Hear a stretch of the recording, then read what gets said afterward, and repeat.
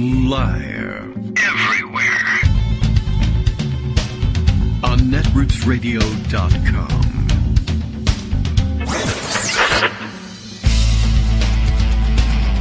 David Waldman.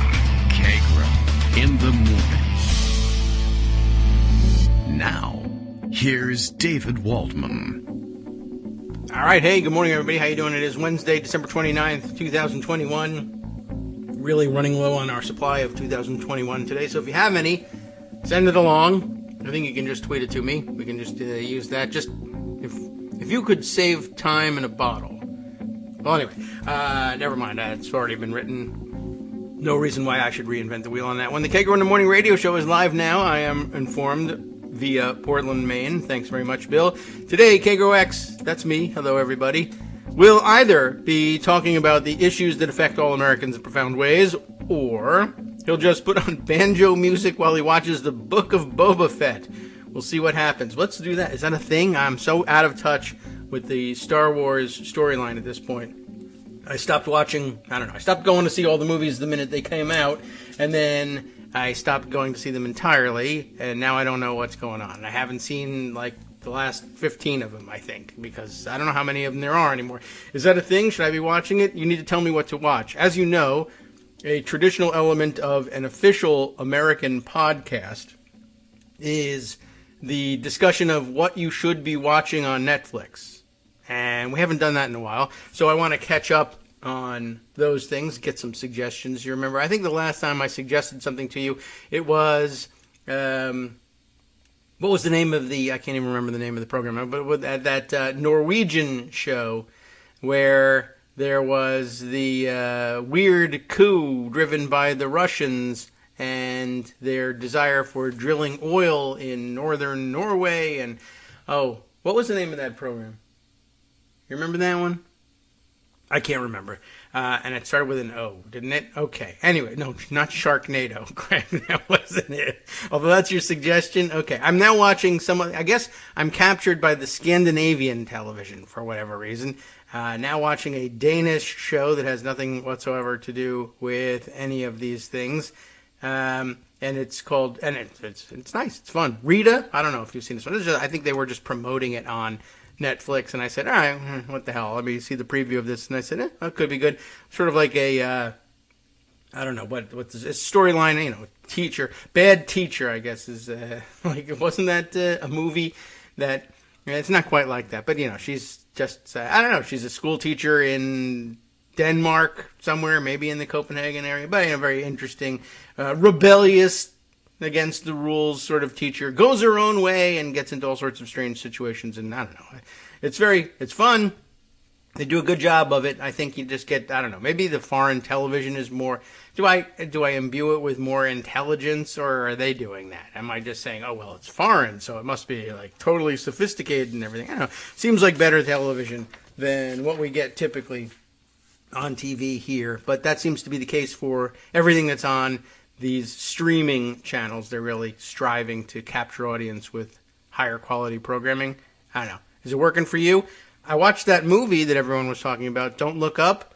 That was good. I kind of liked that. Actually, everybody else was sort of panning it, but I kind of liked it. The other thing that I thought was interesting was, and maybe it was the intent of the writers, and I think, did I see correctly that David Sirota was maybe one of the writers of the film? That seems kind of cool. Anyway, it may be the case that they meant for this to be, the heavy-handed metaphor for climate change and climate change denial. But I really viewed it as a COVID denial movie more than anything else. I'm sure they didn't write it that way. It wouldn't have made it to production and to air by the time I saw it if it had been a COVID-based. But to me, it was much more COVID-like, I think. Oh, is Greg saying he had some... Was he co-producer and had some input on the scripting or what? There was definitely a political hand in the writing of that. But to me, I don't know. It struck me as more of a. I took it to be more of a COVID message than an environmental message. Though I guess it was pretty clearly. The facts are that they meant it to be a climate change and environmental message instead. But I thought it applied as well, if not better, to COVID. Just the whole denialism thing. And, well, if the facts bother you, then don't look at the facts. Look elsewhere. Do a different thing. Anyway, I thought it was pretty funny. And I enjoyed the scenes with Ariana Grande in there, too. I thought she did a good job. And whoever wrote the fake song for her character to sing, I thought did a good job, too. But that was certainly beating people over the head with the joke as well. But I don't know. A lot of people really hated it and thought it was dumb. So sorry, David, that you had to endure that. But, he doesn't like taking criticism and things like that. But I thought it was creative and fun and interesting. And, worth... I don't know. Well, I was looking to kill an evening, and that evening is now dead, so I guess it was effective.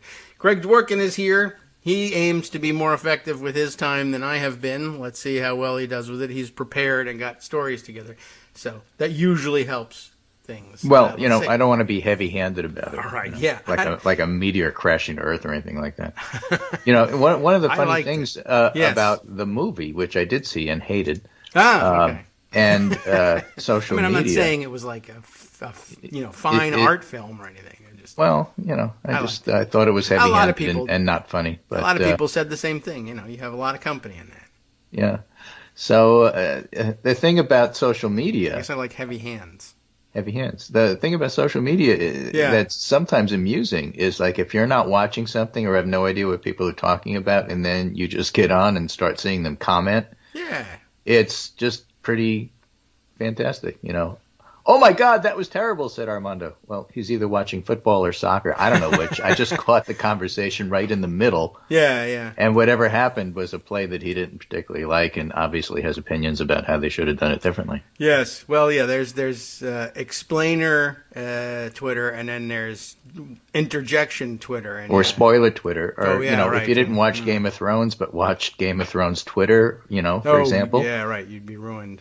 I still have some terms blocked, I think, from Game of Thrones. Don't say pretty anything. Much, I don't know if there's I think I can take those out. End date to that where they automatically dissolve and then they can talk about Game of Thrones again. But, if you weren't watching, it was like, what are you talking about? Right, true, yeah. And then, forget it if it's about a sports thing and somebody says, that was a terrible call. There's Twitter out there that says that was an awesome call.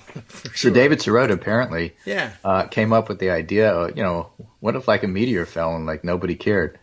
And that was his entire input. That's a good thought. I mean, maybe that's not enough for And they made a movie out of it. And so that was everybody else's input. Oh, and by the way, Scott Anderson, thank you, chiming in with the name of the TV series that I forgot was Occupied, was like the bathroom on the airplane, except in this case, a nation occupied by a hostile neighbor. Right. Anyway, sorry about that. Yeah. Anyway, I thought, I don't know, I laughed at a bunch of stuff and don't look up because I'm actually more like, that would happen as opposed to, that's a riot.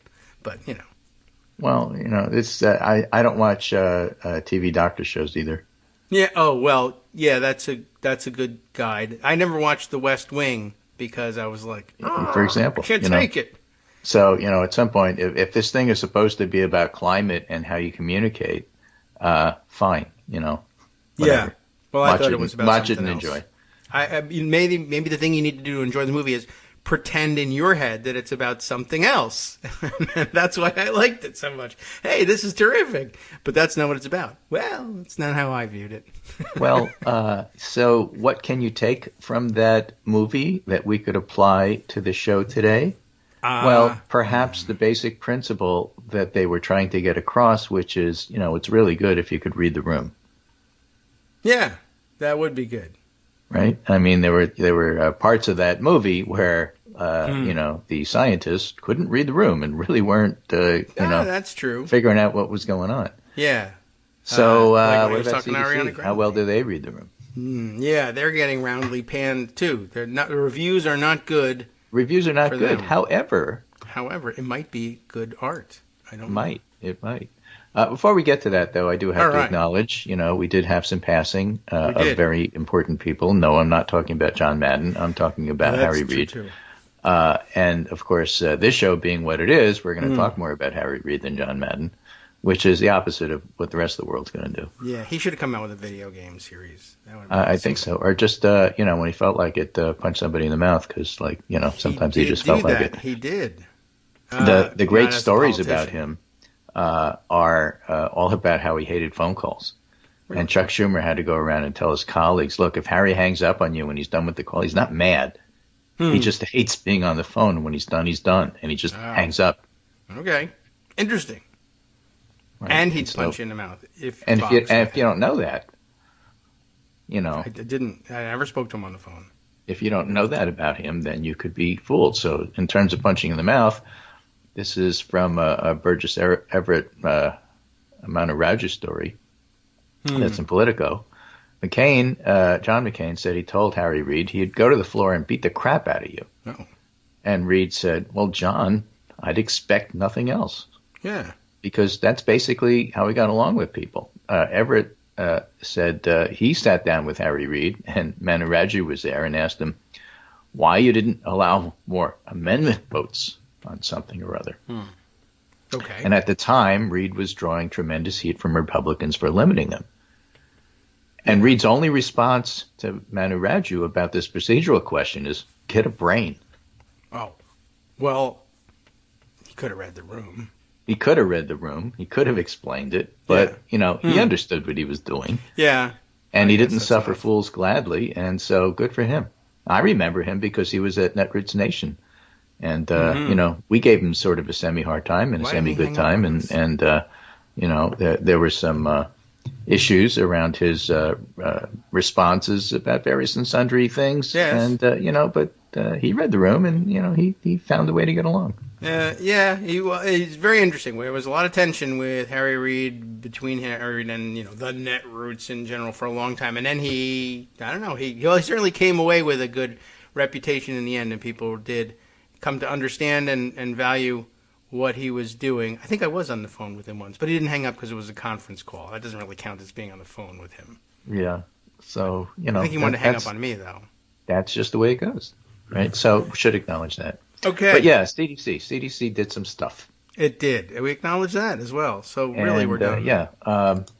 Now, what's going on? We have an Omicron wave, and as I said in the Pundit Roundup, it's could be better, could be worse wave.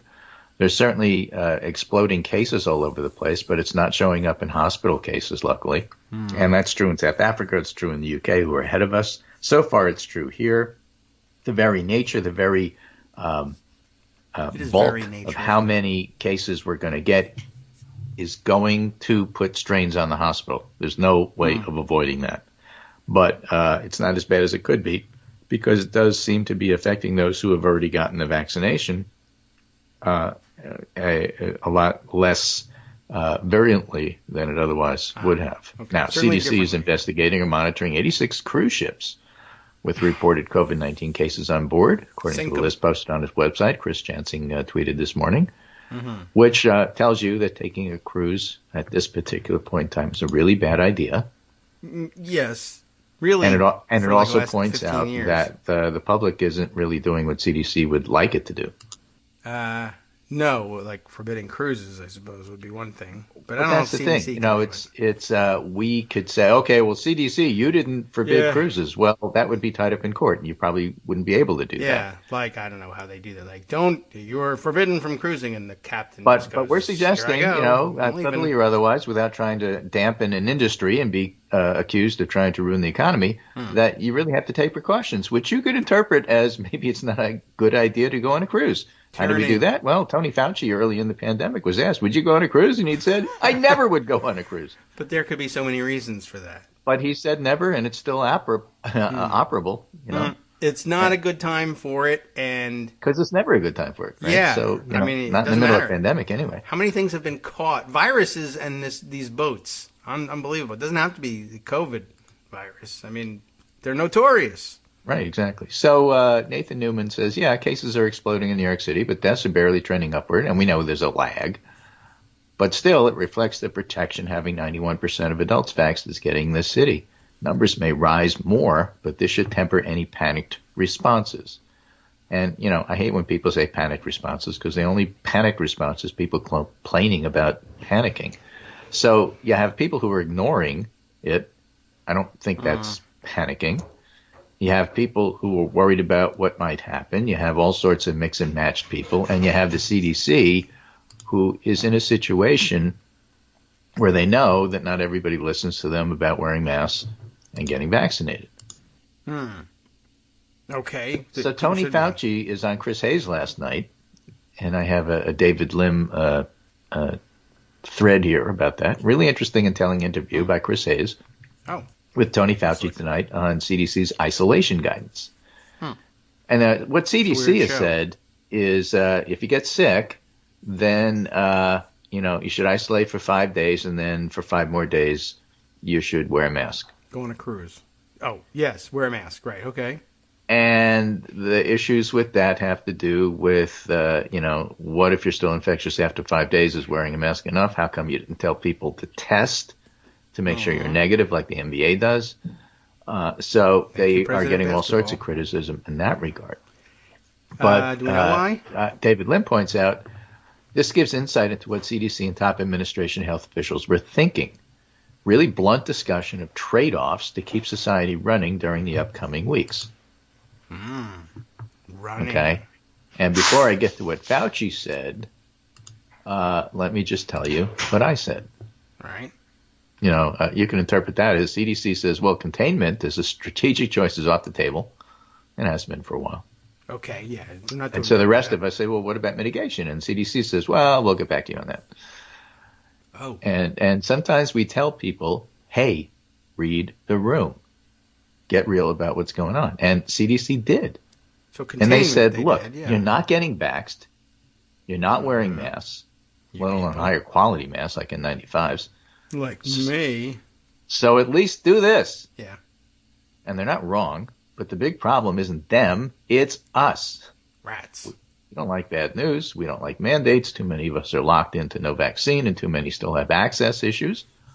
I mean, you might as well blame your 4-year-old for no vax or your 14-year-old for not getting a booster. They're not approved, so you can't. Oh, I may do it anyway. Right? Tell me I can't. And Omicron, yes, pretty much a beast in terms of spread. So what are you supposed to do? Get vaxxed. Okay. Get vaxxed and get vaxxed to where you want to belong. My right? God, That's another thing that people watch that didn't watch that you were following along on social media, Twitter. And but what are you talking about? It's important to see. Eventually, I will. So what should you do? You should up your mask game. You should get your booster. Don't give up on those. And you should recognize that the Omicron variant has a different signature, which is like straight up. But that also means more cases, less hospital. And it may mean a short but very severe situation. Maybe. And recognize that folks hate doing this. But keep pushing those vaccine mandates. OSHA's still tied up in the courts, and the Supremes have to rule. I think they're going to hear a case on January 7th or so about the vaccine mandates for private industry. But they work. Don't give up on them, and don't give up on the courts. Sometimes the courts have been doing the right things. Okay. So you're going to have to relax some things elsewhere. Do I have to? And that's what CDC did. So you accept trade-offs. If you're not going to do all this other stuff, then at least do this. Well, and remember, maybe Biden was right about the boosters, despite the flack he got from the science community. What was he? He said everybody should get a booster. And they said, it's only for certain people, this, that, and everything else. And what do we say now? Everybody should get a booster. Okay. I didn't, you know what? He was so right that I didn't even pay attention to the fact that there were people who were wrong. Of course you should get a booster. Can I have it? Everybody knows that now. He was right about that. Oh, and, okay. It's possible CDC is right about this because it may be the most practical way to help protect the things that need to stay running. So as a society, and we still are, we need to protect the hospitals. We would like to keep the schools open. So we're going to need some kind of guidelines that people will follow that might work sort of, kind of. And as they say in Brooklyn, you do what you can with what you got. So this sucks, but so does Omicron. And so that's why CDC did what they did, basically. Okay. And the way we know that is this interview. So Fauci says so many people now and likely in the next few weeks who will be infected by this wave of infections that we're getting with Omicron that might have a negative impact on our ability to maintain the structure of society. That is to say, keep things open. I like this. Well, You're talking about a policy judgment in a context of trade-offs between different consequences. Contrasts stop spread of COVID versus having a water treatment facility have its technicians all out sick for 10 days. That's what Chris Hayes says, and Fauci nods yes and says that's right. Aha. So better to keep the treatment facility open. Yeah. That we can do. We can't stop the spread. Right. Well, we did this already. This exercise was meat packing. Yeah. Nothing's going to be 100%, and this is one of those situations where you're dealing with a very difficult situation. So we often say you don't want the perfect to be the enemy of the good. And yes, he says what the science says is that you're more likely to be infectious at the start of an infection. So therefore, the CDC says stay home while you have the infection at the beginning. What's the beginning? The beginning counts starting for when you found out that you were positive. All right. So 5 days after that?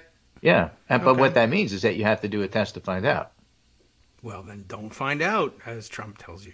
Well, if you don't find out, then if you don't feel good, you should assume the same thing and then stay away from people for 5 days. You know, it's all. You should be doing that anyway. The problem is still you have to do things that you may not want to do for the benefit of the rest of us. That's why CDC is saying you're not doing that. At least do this. So Fauci said the CDC feels, and I don't disagree with him at all, that wearing a mask is ample protection during the second half of a 10-day period. I personally would prefer it be an N95, but, any mask. When you balance that against the importance of trying to get people back functioning in society, when asked by Chris Hayes if CDC's guidance change was in response to Delta Airlines' letter, which was released, that said we want a 5-day, not a 10-day isolation, Fauci said that's not so at all. It's not the basis. He's going by what he calls the science of showing that you simply shed less virus the further you go on. You shed the most virus when you feel sick. And then you could be infectious a day or two before you feel sick, and you can be infectious a few days after. On balance, you are going to be done by 5 days. There are people that will shed longer than that, which the scientific community points out, and that's why they want you to test before you go back to mingle with the rest of society. But this is practical versus, going by the book. And in the end, Fauci says we're trying to have a good balance of preserving and protecting public health at the same time that we don't have to have the draconian decision of shutting down the country. There'd be a lot more devil advocates yelling if the U.S. was shutting down. And as far as Fauci saying why they didn't require a test at the end of 5 days, if you look at the predictive capability of a test to say whether or not you're infective is much more weighted towards the earlier first 5 days. Okay. Now here's the thing. So. See, the lateral test, lateral flow test, that is to say the home tests. Yes, right. The rapid ones. I remember their name. They pick up more virus. So you have to have a lot of virus for those tests to be positive. I see. And what Fauci is saying, so if you fall below that threshold, the rapid test will be negative, but the PCR will still be positive. Yes. And that means, Fauci is implying, that you're still infectious. And the test experts say, well, maybe not. If you have enough virus for the rapid test to pick it up, you're infectious. And if you have enough so that the PCR picks it up, but the rapid test doesn't, then you can have the presence of antigen but still not be infectious.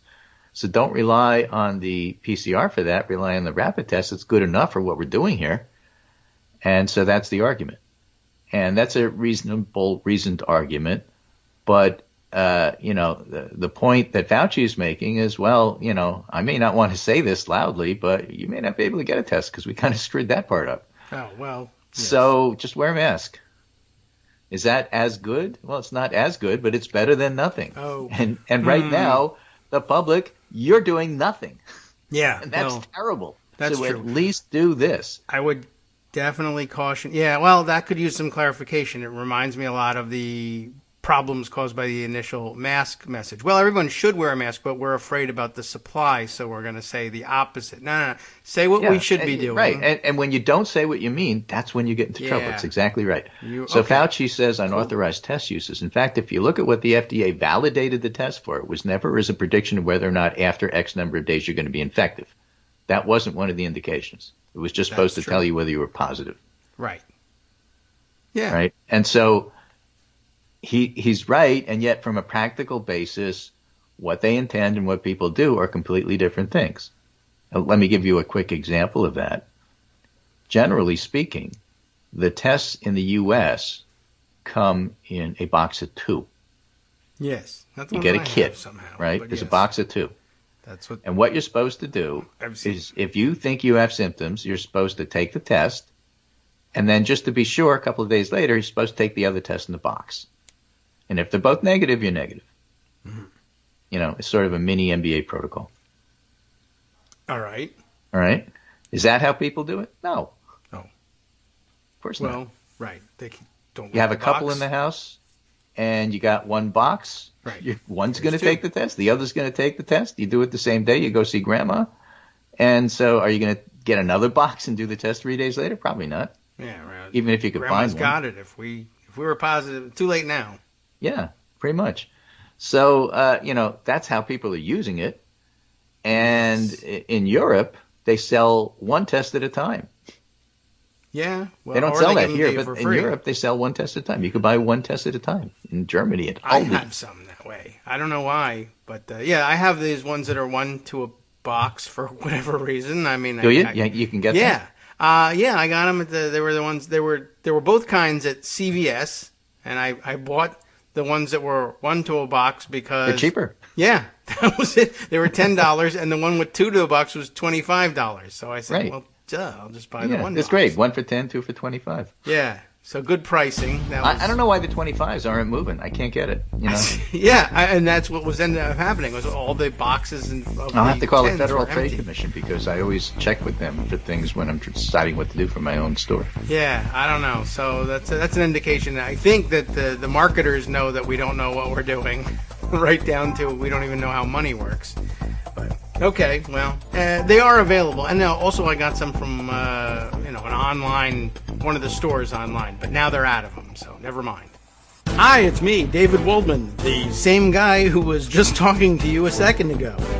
Our Patreon subscription drive is still going strong, with over 175 monthly donors who help keep us on the air. If we've helped keep you going during the pandemic, why not return the favor and help us keep going so we can all be together for the next disaster? Patreon.com, Patreon.com, makes it easy to make secure, recurring monthly contributions to support our show. Patreon.com/KagroX gets you straight to our donation page. Maybe you'd like to thank us for keeping you sane during the Trump era. Maybe you're looking forward to in-depth explanations of what's going on in the Biden administration. Whatever it is that keeps you listening, we need your help to keep bringing it to you. And hey, if you happen to prefer using PayPal or even the Square Cash app, we're up and running with those options too. Thanks again, everyone, for all your support. We literally could not do this without you.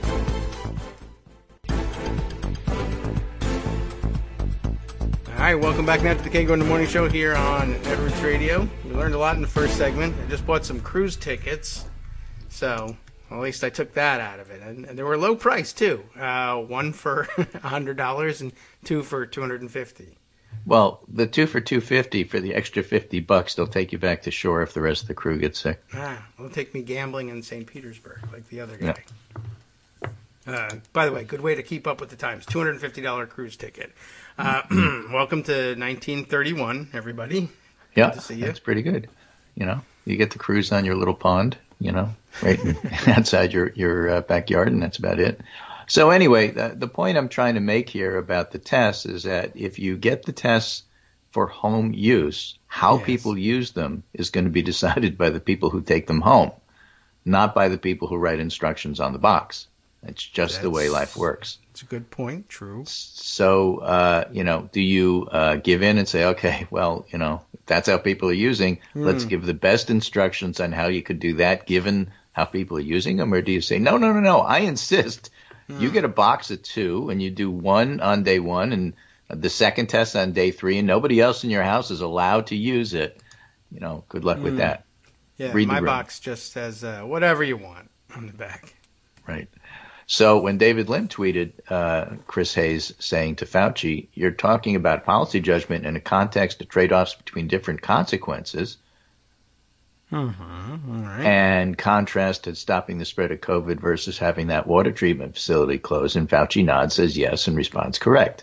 So Matt Iglesias saw that and said, look, the science, quote unquote, should obviously inform policy decisions, but doesn't actually provide answers about appropriate trade-offs, cost benefit. And it's encouraging to me, Matt Iglesias, to see the administration acknowledge that more clearly. Again, when Biden said, okay, I saw all the information, I've seen enough, this guy wins, and you should go ahead and get a booster.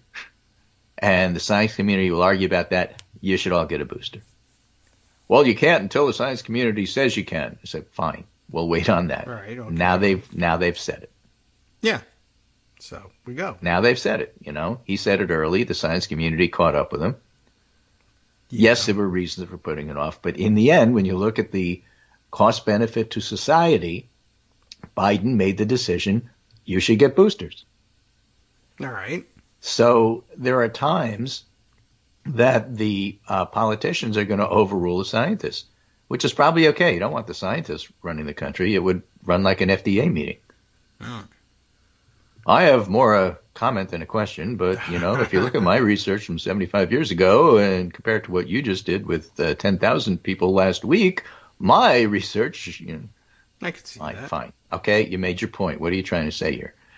I'm saying that, I never liked you and you dated that girl I wanted to go out with and I just object to everything you're doing. Yeah, all right. So now we're uncovering what's really happening just here. Go to any science meeting. I won't. It's good. And you hash out the contrast and the science, but science isn't immutable. Science changes. The whole point about science, what makes it science is reproducibility. So if you do something and you do something, and you do something, you get the same results, okay, you can feel confident about that. If you see that things are changing, like Omicron isn't Delta, which isn't Beta, which isn't Alpha, then you have to adjust for what's going on, then you have to adjust for what's going on. And, the big thing about what the administration did and has done, and all administrations make this mistake, is they're never transparent enough about what they're doing and why they're doing it. Mm-hmm. Okay. So you understand that in advance, this is what we're doing, this is why we're doing it, it's based on information. As that information changes, when we get new variants, we're going to change our policy. We're telling you now so that later you don't have all these reporters saying, but you said this and now you're saying that, and we're really good at that because we write stuff down and we do this for a living, and so obviously it's important to point out that you said this and we said that. That's true, but in context, what is the cost benefit of writing that? You told us that somebody changed their mind. We know that. We said we were going to do that.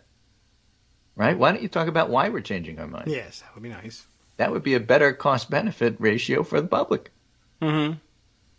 Yeah, well, given what happened with the masking and how people then resisted with masking everything. For 2 years. Right. With policy, with everything. Yes. I only know one example, though. CDC screwed this up, but at the same time, totally understandable why, and it's pretty clear what they're trying to do, and they're not necessarily wrong, and they're going to get it, they're going to take their hits for it. All right. And it's still not necessarily wrong. What you need to do is get the most number of people to do the best thing that you can get the most number of people to do to get the best benefit out of it. That's what they're doing. Okay.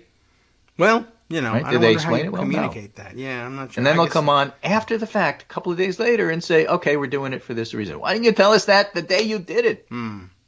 If you told us that the day you didn't, it wouldn't be a 5-day story. Right. Because 5 days later, you told us why you were doing it. Okay. Well, yeah. Although, this is so basic. Just tell us at the time, here's why we're doing it. And if you don't know why you're doing it, then don't do anything. Yeah.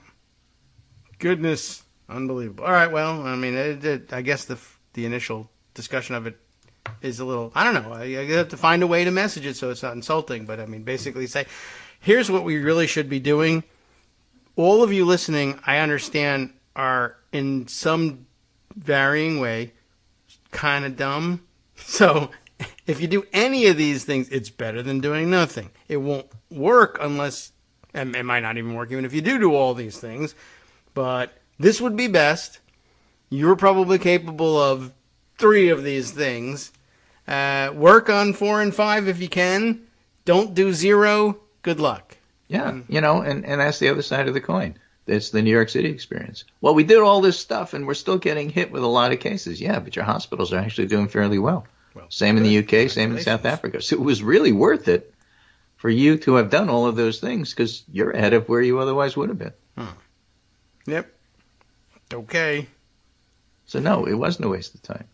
Well, and it's never a waste of time protecting your neighbor, protecting your grandma, protecting, the hospital in your community so that, when you have that extra drink and crash your car, which you shouldn't do, but some people do anyway, you can actually get treated at the hospital because there's room. Yep. Good. I mean, not the good part, crashing the car, but it's nice that they're there for you, is what I'm saying. Yeah, that was always, from the very earliest parts of the pandemic, the original goal.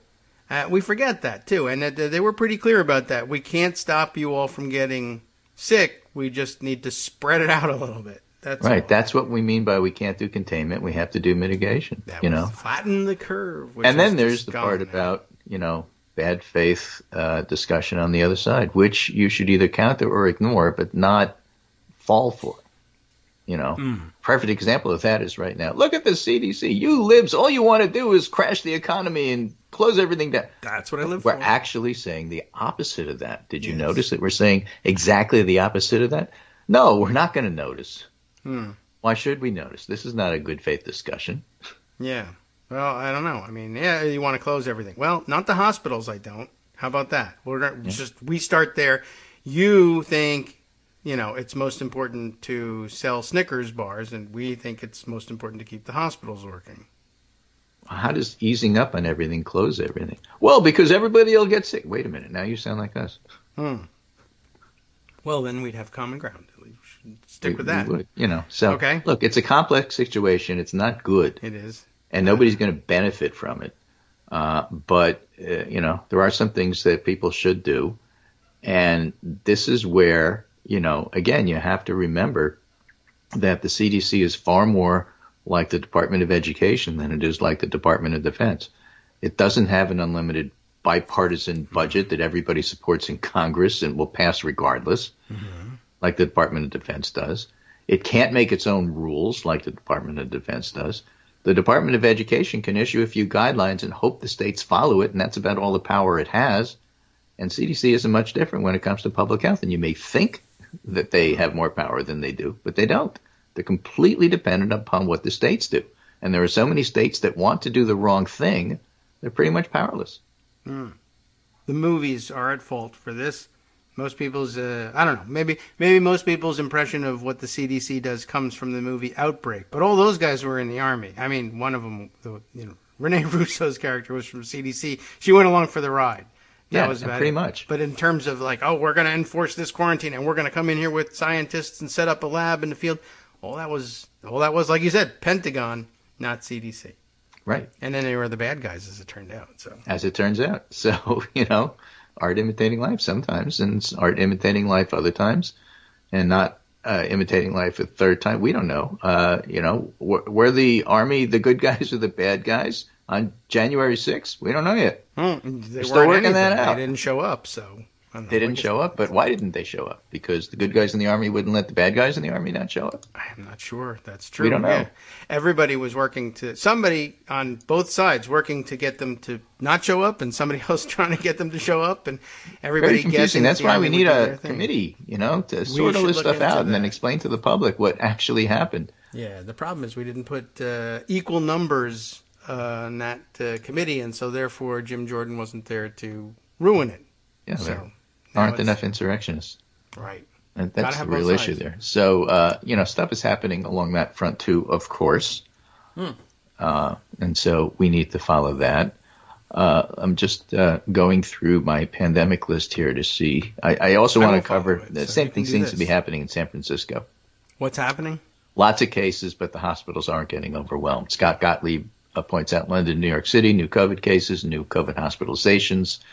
On a relative basis, hospitalizations are well below what was seen in prior COVID waves at a similar time frame. It's all good, but we're not done. And the thing we have to especially pay attention to right now is it's hitting the kids.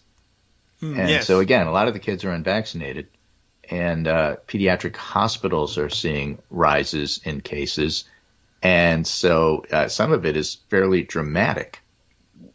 Oh. And I think one of the... in case if they're unvaccinated, yeah. Yeah. I sent you one of those charts where you could see it's got the Omicron signature of straight up at the end over on the right. Okay, let's see. And that's yes. New York City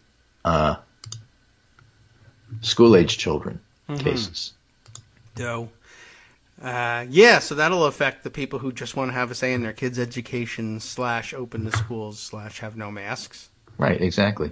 So, part of the deal there is, again, if it's in your community, it's going to affect everybody in your community.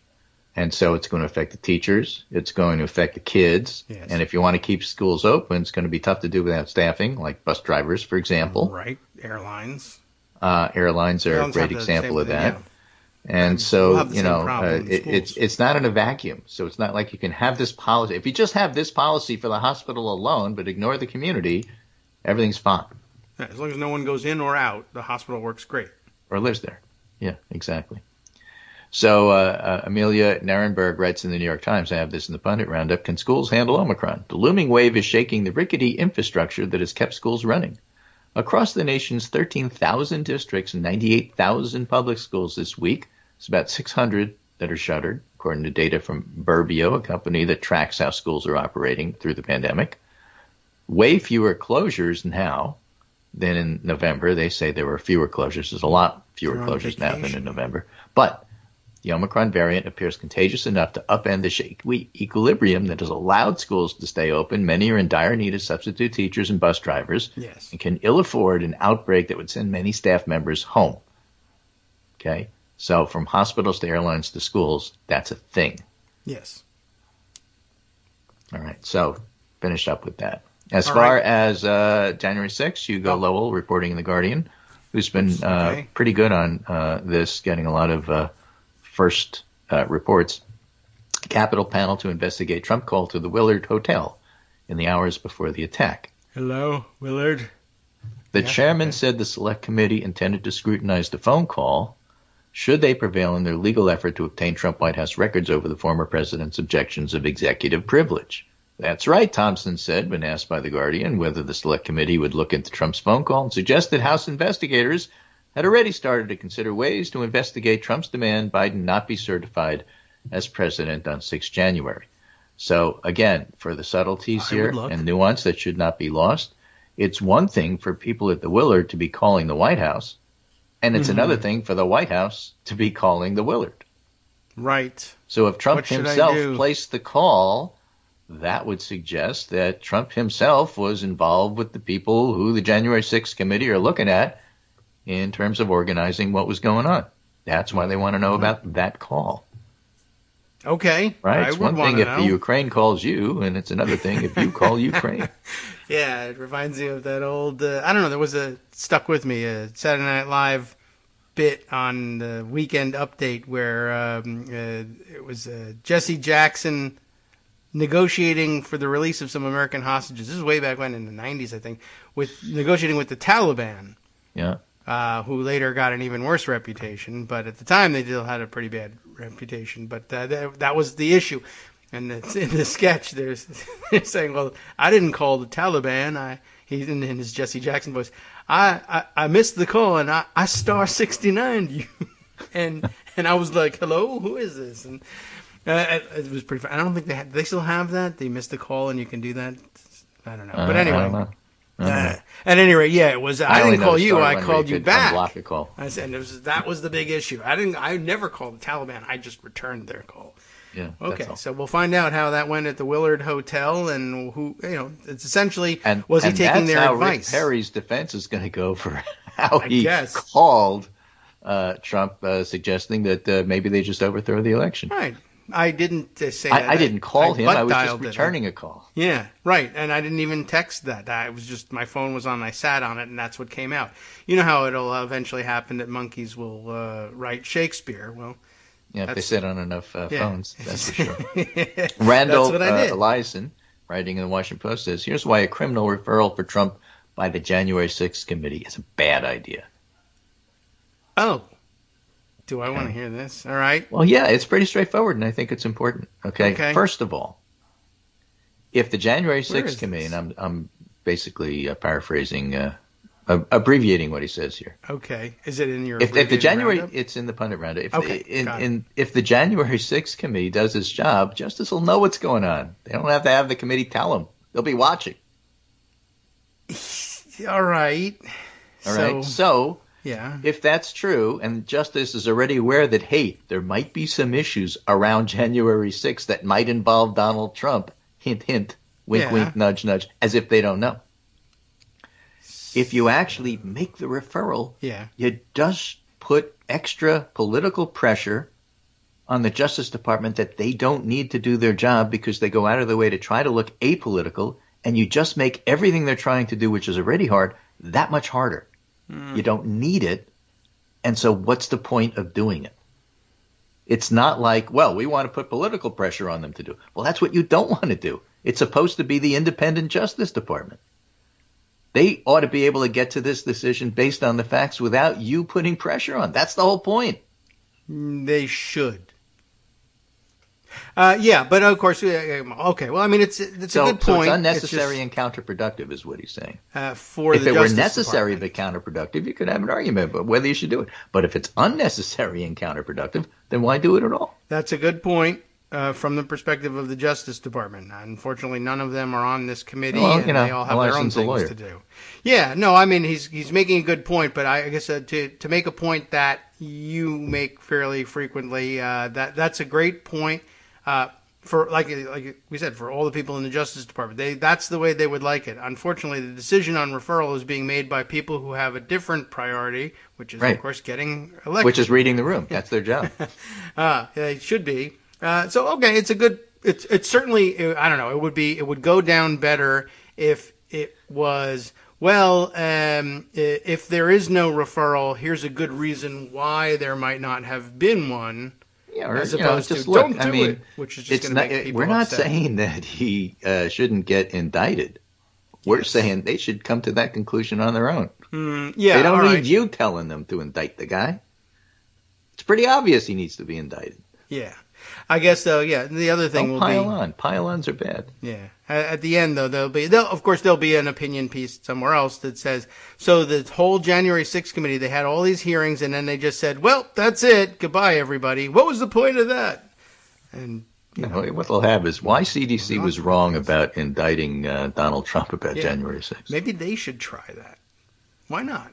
Everybody wants them to do all sorts of things. We sent the January 6th question to the FDA committee, and it was a long meeting. It lasted 12 hours, and both sides were heard. And in the end, CDC finally decided to refer it to justice. Mm-hmm. Well, parents just want to have a say on whether or not there's a criminal referral. Exactly. So we have to open it up to them. The thing is, you elect legislators, and then they set up these functions. Mm-hmm. And then when those things that you set up try to do the functions, then the legislators said, how dare they? And then they try to interfere with them. Yeah, so they like to delegate all the authority. They like to delegate all the work, but keep all the authority to tell them your work is wrong. Right. Yeah. So that's the dynamic, and everybody should just be aware of it. And in the context of that dynamic, I think that's where the Rendell lies in Peace Council. Okay, you know what? That does explain it, right? We set this up for you guys to be the arbiters of this this measure of justice. What if they don't do it? Well, then we'll make them do it. Oh, well, then they're not independent, are they? Okay, but it doesn't necessarily mean that it's not a terrible take. Maybe a wrong take, but it's not a terrible take. No, I get it now. I just it's all right. It'll be taken the wrong way. The other side of the coin, I think, the argument you could make, I think, is, look, every single entity which looks at this ought to be the 9-0 Nixon tapes Supreme Court. So it's just perfectly clear. It should be so clear that everybody who looked at this said, yeah, you got to do this. That's the argument for making the referral. Mm-hmm. Or for making a referral, or from the committee to DOJ. Okay. That Everybody who looked at this says you got to do something. Okay. And the argument you looked at it and said you have to do something. We looked at it and said you have to do something. The public looks at it and says you have to do something. And you know what? There's actually a little bit of information on that from the Bulwark, who did one of those, dare I say it, focus groups. Okay. And they had a bunch of swing voters. And they said swing voters don't like the January 6th committee critics, and they don't like the performative MAGA members of Congress either. No. They think, for the most part, like, let the committee do its job and let's hear what they have to say. All right. I mean, right. So the argument for the referral from January 6th committee is, it makes DOJ's job harder. They're big boys. Put on your big boy pants and just do your job. What's better for the public than protecting you and making your job easier, which isn't our job. What's better is if every entity who ever looked at January 6th in an official capacity says this was wrong and you need to do something. Mm-hmm. That's why we're making this referral.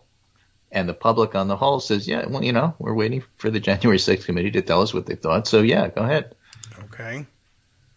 We're not lawyers, and we don't really care how much pressure you put on DOJ. It's not our problem. Yeah.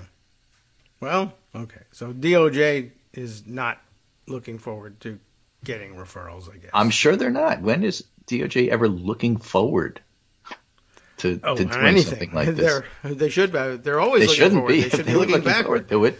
It wouldn't be DOJ. Yeah. All right. Well, I get the point of it, certainly. And it would be. I've seen the same argument offered up as an explanation for why there might not be a referral in the end. And that's just a difference in framing, I guess. Yeah, exactly. I like that one better. But okay, now we have this one. So that makes two. And two is always, and two, that'll be $25, please. $25 extra for packaging them together. Right. Okay. Well, I get it. All right. So that's a pretty good summary of where we stand in terms of Omicron, the one big and continuing 3-year story now, and January 6th, the 1-year story, coming up on year 2 of January 6th investigations for something that everyone should know was wrong. This is taking an awful long time. And that'll tide us over till tomorrow. Yes. When we can come up with something else I can rant about. Right, sure. There'll be plenty. And I might, we'll see if we can make a Netflix movie out of this. 2 hours of it. Just like I do 2 hours every day. We can fill 2 hours for the movie and be as heavy-handed as we like, and still get it produced with big-name stars. Yeah, you never know. I mean, big-name stars were good. I wish they had more to work with, but well, they just they got what they wanted to work with. They got paid. I'd like to work with your money, please. That's true. Yeah. All right. So. Anyway, so I guess that'll wrap it up. We can go into. I have more detail on January 6th things. We have good. Fun things to dive into, some things to catch up on. So I saw the judges are still saying that you can't corruptly interrupt a proceeding. That's official. Oh, all right. As another judge, the 5th judge has said that. Oh, I didn't see that. Oh, look around. Oh, if you have that handy, you can text that over. We'll take a look at that one. I have seen that. I have seen there's new news of more judges rejecting Oklahoma's insistence that they will exempt their National Guard from the vaccine mandate. Another judge saying, not actually the way the whole armed forces thing works. So, no. So that's good news. Glad to see that. And let's see. I'll sort out the Peter Navarro news, which is at bottom nothing whatsoever. He insists that he had a perfect plan for pulling off the reversal of the results of the election, but totally peaceful, and so therefore the protest he believes was counterproductive, which is his way of saying you can't blame me for it. I didn't do it because I'm saying after the fact that it would have been counterproductive. So obviously at the time I thought it was counterproductive, and I did everything in my power to stop it. Making clear that in the New World Order he's still in the running for the Goebbels position. I guess so. Boy, it's real garbage. But I want you to be clear here. Whatever happens, and when we take power, I was always pushing for this. Yes. And you can't do anything about it. Right. Well, he has a book, so, that's how it works. That's how it works. Okay. Very Alrighty, good. take care. Thank you. You do I'll the send same. along anything I see along the lines of what the judges are saying Yeah. I'll about the Proud Boys and other. try to read the name of the judge out loud and get it right. Yeah. That'll be my contribution for the day. Thanks, Greg. We'll check in again tomorrow, and it's fine. And if you want to make the hang-up noise, that's okay. And if you want to hang on and make it during the break, that's okay, too. I will proceed from this point on, and we'll pretend that he's not here now. But he really is. But he's muted. And we'll see if we can't say something so outrageous that we force him to interject at some point. All right. Let's see. Here's what I got. Let me tell you a little bit about what's going on over at Military Times. Has the news about what happened in Oklahoma. Judge rejects Oklahoma's lawsuit over National Guard vaccine mandate. Actually, an Associated Press story by Sean Murphy being run in the Military Times here. Short on time before the break, so I'll give you the big highlight by telling you what I saw about it on Twitter, if I can. Basically, the judge was saying, well, for one thing, telling you what our friend Darwin told you, that, look, when you get into the military, you get all kinds of shots, and you have no say whatsoever in whether you get them or not. It's just mandated, and that's the end of it. And here, the judge also takes note of something that we noticed a long time ago, which is that, look, the basic mission here is being served. The virus has killed more people in the United States than have been killed in all of the wars that the United States have ever fought with their, vaunted armed forces. The vaccine to which the governor objects is the one in just 9 that all these service members get. And this virus having killed more Americans than have been killed in action in all the wars the United States has ever fought, maybe they ought to do something about protecting the armed forces from that. All right, welcome back now to the Kagro in the Morning Show here on Netroots Radio. If you had to run out, I gave you the quick highlight read of what went on in the Oklahoma court case. If you didn't have to go anywhere and you're still here, I can read you the fuller picture of all of this. A federal judge in Oklahoma on Tuesday ruled against the state in its lawsuit challenging the vaccine mandates for members of the Oklahoma National Guard in a dispute that is the first critical test of the military's authority to require National Guard troops to get the shot.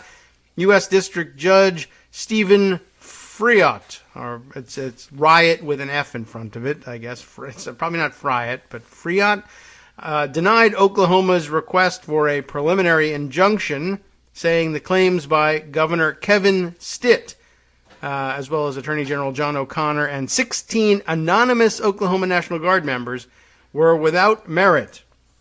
I believe I saw Governor Stitt in the news yesterday also saying, for some reason announcing that he has no plans to get a third / booster shot. I'm not certain what the purpose of that was, except for us to put him on Omicron watch, I guess. See how long it takes him to say something dumb, tempt fate, and then get the virus. There's nothing wrong with getting the virus. I mean, there's no shame in getting the virus, except if you dare it to infect you and then it infects you. I reserve the right to laugh in your face and not care very much what happens to you. But if you're careful, but you get it, then look, you did everything you could do. That's the real question. Are you doing everything you can do? So he has no plans to get the third shot, which, brings to mind the old aphorism of, if you fail to plan, you plan to fail. And eventually he'll just get that Omicron and announce that he's sick and probably run to the hospital and take the monoclonal antibodies. But if he does, he has to make sure he gets the one that still works against Omicron, and not all of them do. I guess the Regeneron doesn't do anything, but I understand that one of the lines, the SmithKline version, I think, of the antibodies still works on that. And I don't know, if he hasn't read the news that says, hey, it's smart to get the booster and absorb that, then the chances that he's read the news that SmithKline antibodies work and not the Regeneron, pretty slim.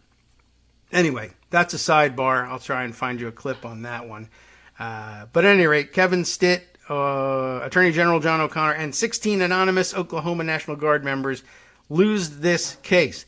The vaccine mandate to which the governor objects is the one, in addition to the 9 that already apply to all service members, intended to protect service members from the virus, which has, in less than 2 years, killed more Americans than have been killed in action in all the wars the United States has ever fought. Friot wrote, "The court is required to decide the case on the basis of federal law, not common sense, but either way, the result would be the same." So a happy accident in that respect.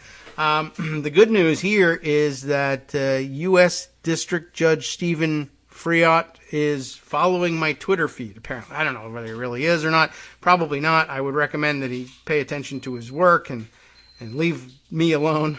But the message has gotten through. But not just the message in the same particular way that I have put it, that in less than 2 years, the virus has killed more Americans than have been lost in combat in all the wars America has ever fought. I mean, it's almost word for word what I was tweeting about this thing.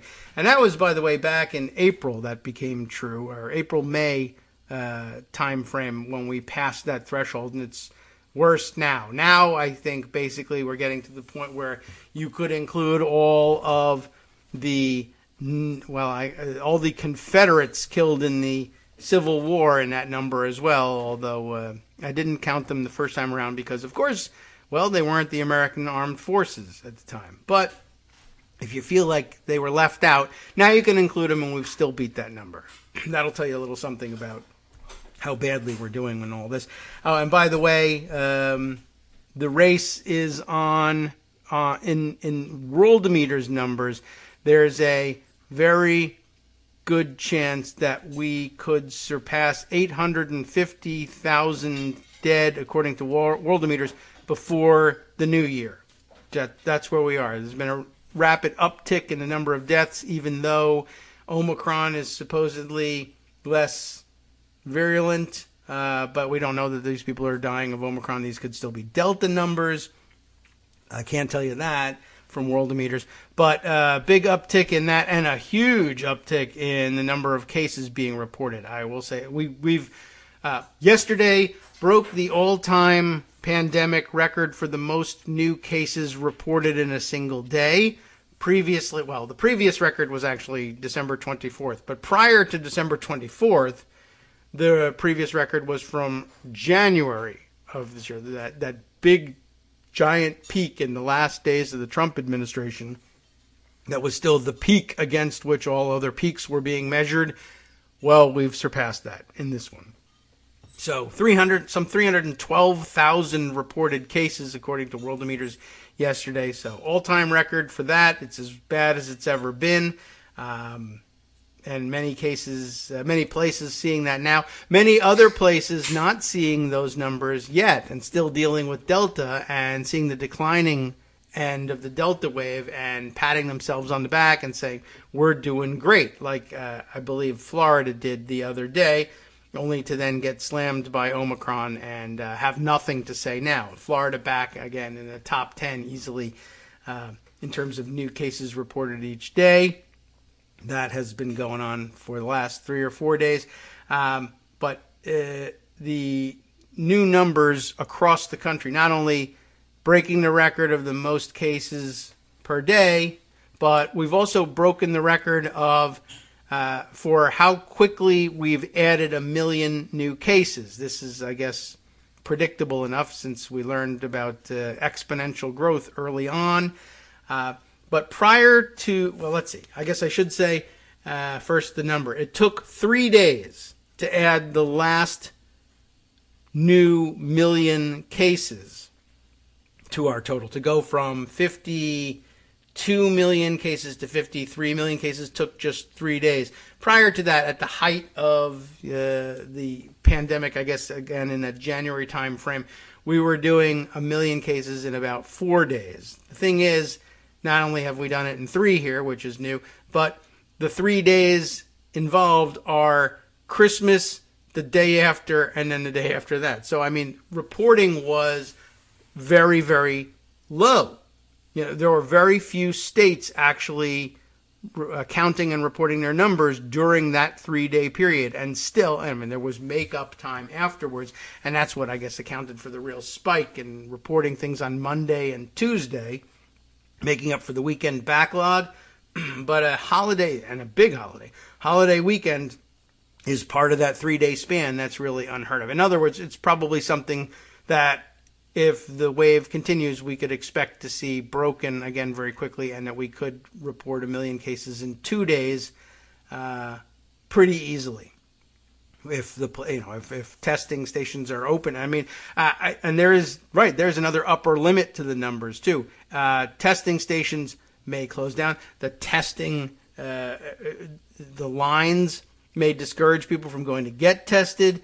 The availability of testing equipment is an upper limit to all of this. If you could, in fact, test as many people as needed or wanted a test, you might find that you could post 1 million cases in a single day.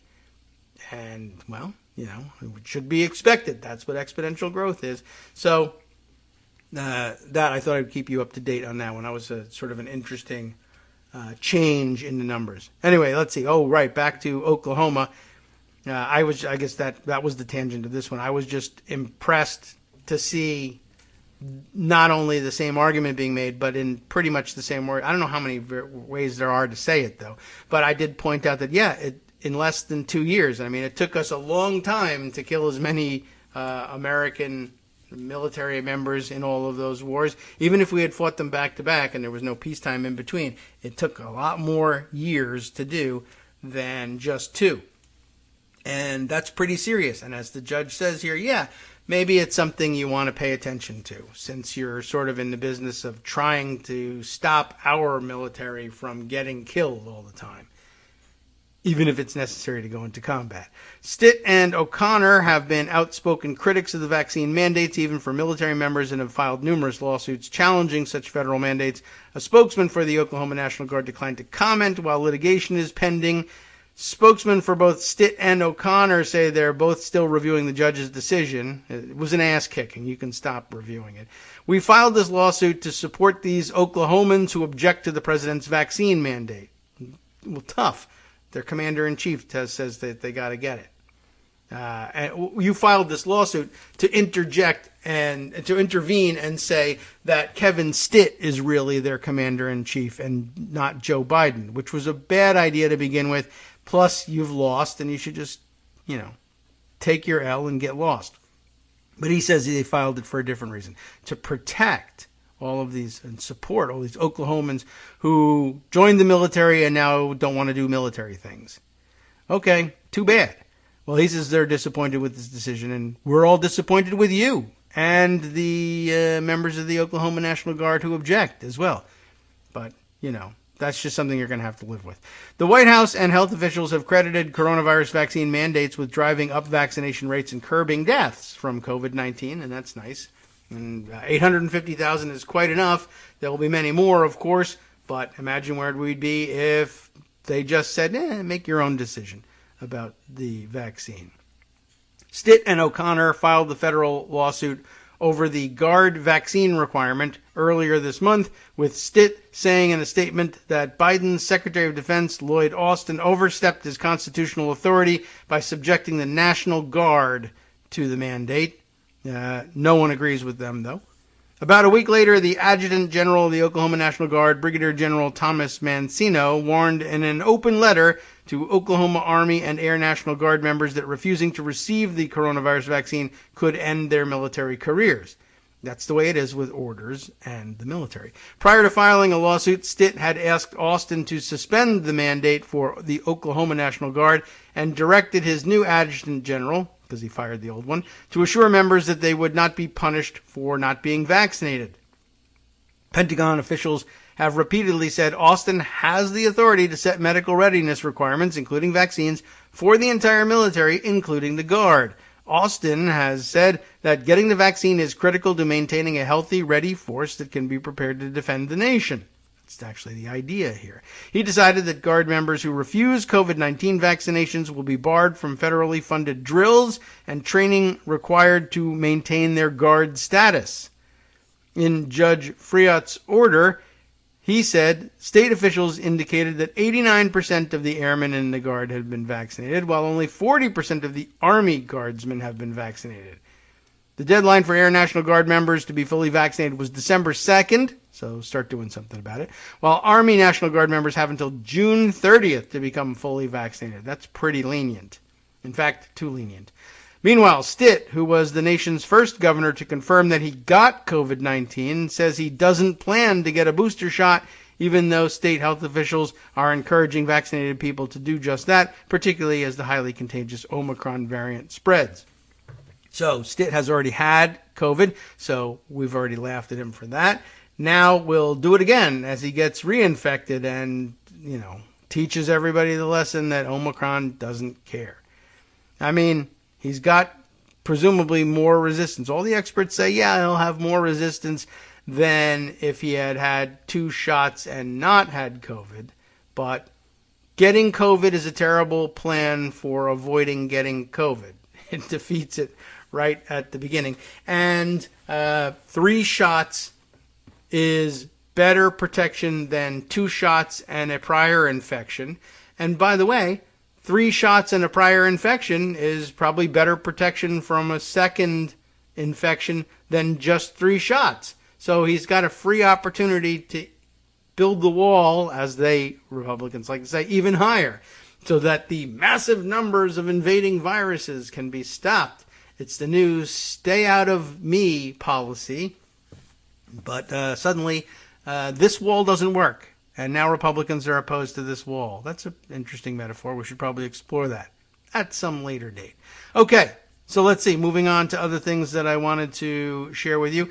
A lot of discussion yesterday about Peter Navarro's comments, I guess, basically, one of those excerpt from his book kind of things that gets you in the news.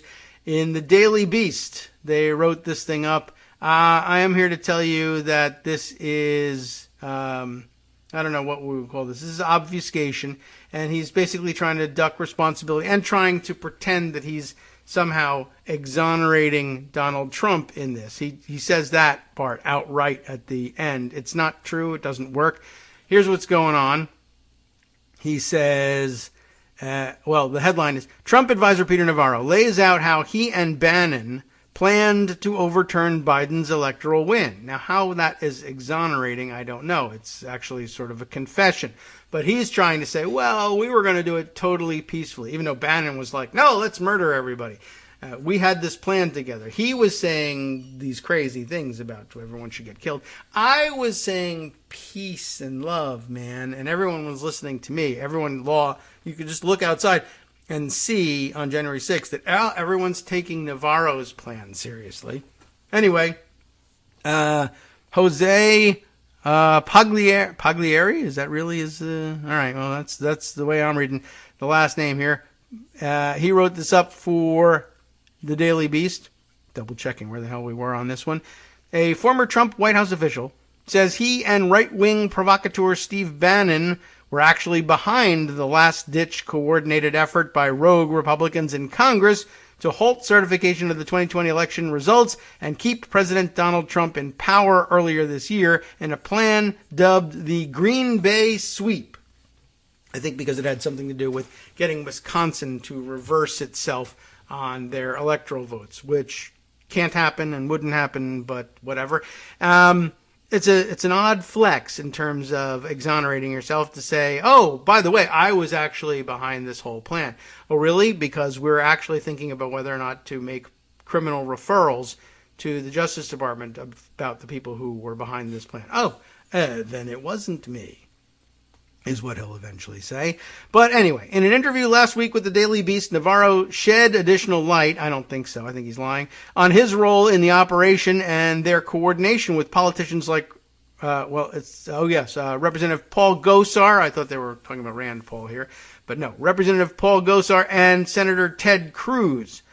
We spent a lot of time lining up over 100 congressmen, including some senators, It started out perfectly. Now, I'll just pause. Well, no, I'll save it for the end. We spent a lot of time lining up over 100 congressmen, including some senators. It started out perfectly. At 1 p.m., Gosar and Cruz did exactly what was expected of them, Navarro told the Daily Beast. It was a perfect plan, and it all predicated on peace and calm on Capitol Hill. We didn't even need any protesters because we had over 100 congressmen committed to it. Now, he'll go on and explain the plan, but it's the same plan that you've heard before. It's basically the Eastman plan, which is interesting that he substitutes himself in and writes Eastman out. But what I'll point out here is, it was a perfect plan because we didn't, and then he says we didn't need any protesters. The idea of that is to say, well, if we didn't need the protesters, then we wouldn't have called in the protesters. We had no reason to call in the protesters. Therefore, there's no reason for you to conclude that Trump and the inner circle were behind the riot. That was something that people did on their own because we didn't need them. We didn't, in fact, even want them because we had a perfect plan. Really? Okay, well, what was your perfect plan? Oh, well, we had 100 congressmen line up. Let me just remind everybody, everyone who listens to the show knows this, 100 congressmen behind your plan is called losing the vote. Remember that there are 435 members of the House and another 100 members of the Senate. 535 people, that's the number that you have to get a majority among. Getting 100 of them is a loser of a position. It's not a perfect plan. It's a loss. That is to say, none of what you've planned could possibly succeed in a legal context. It was always going to be backed up by violence. It had to be backed up by violence because it can't work peacefully. You have 100 congressmen behind you? Great, let's take a vote. Wow, you lost 435 to 100. Now what are you going to do? Well, we're going to get our way. We're going to just overrule the whole thing and send all these votes back to the states. Well, now you're just staging a coup, and that's not going to work. Oh, yeah, well, who's going to stop us? Okay, well, we will. Okay, well, I have a crowd full of rioters. Okay, well, that's a problem. I mean, there's various ways of dealing with that. Back in the old days, as Trump would have said, we would have been a lot rougher with them, right? But, whatever. We didn't do that. We decided we would let them rampage through the halls of Congress and smear feces on the wall. That was an odd call. But, that's apparently what we decided to do. But no, the perfect plan, the whole thing, I guess what he's trying to get to is we aren't responsible for the riot because the riot was actually counterproductive. We were going to take care of it all with votes. The problem is the votes wouldn't have taken care of it, so it's not a perfect plan, so that's a lie. So I think you knew that the violence or the threat of violence was absolutely necessary to try to carry your plan any further. What do I mean? I don't know. I'll make it a little clearer as we read on through here. Let's read more about this perfect plan. The idea I think he's trying to convey here is that we didn't need the protesters, so therefore you can't blame us for them. Now, they had the 100 people supposedly committed to it. That commitment appeared as Congress was certifying the 2020 Electoral College votes, reflecting that Joe Biden beat Trump. Senator Cruz signed off on Gosar's official objection to counting Arizona's electoral ballots, an effort that was supported by dozens of other Trump loyalists.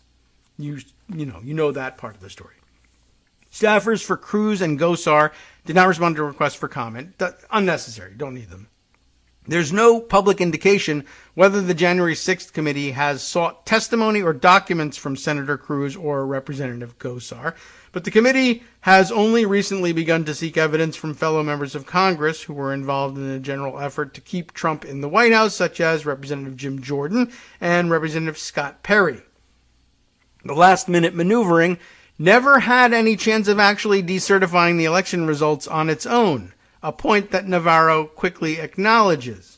That's good that he acknowledges it, but it undoes the whole thing.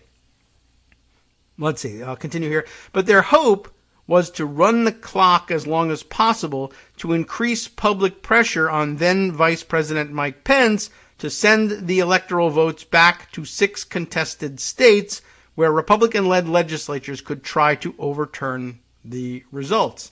The thing is, there's no way to get to that. So that's why they were always going to rely on the violence. I understand what he's trying to say here is, okay, we know that 100 votes wasn't going to succeed. The point is we were going to waste time in debate and then, lose the debate and lose the vote following the debate. But if we wasted as much time as possible, and sometimes this is a legitimate, sometimes this is a workable plan. If we waste enough time, then we get to something else. There's some deadline that passes or something happens. And their plan was, if we just delay things with debate and losing votes, that will give us the time to change Pence's mind and convince him that he needs to simply rule that the opposite of truth is truth, that these certificates don't say what we think they say or should never have been issued in the first place. And if we can use the Electoral Count Act to object to Arizona's ballots and Wisconsin's ballots and all these other states, each one of those things comes with a maximum of 2 hours of debate in the separate houses. The joint session dissolves, goes back to the individual chambers, the Senate debates, the House debates. Each one can debate for 2 hours, though those 2 hours run concurrently. Navarro was saying, well, we'll have up to, if we object to 6 states, then we get 2 hours on each of the 6 states. That's 12 hours. But then he's saying, well, there'll be 12 hours in the House and 12 hours in the Senate, so there'll be 24 total hours of debate on television, in which Republicans, who support the plan would get up and lie about voter fraud or whatever, and that was supposedly the plan. To convince people with 24 total hours, even though it's only 12 hours in each and running concurrently, 12 consecutive hours of debate in which Paul Gosar says, nah, it really was the other way.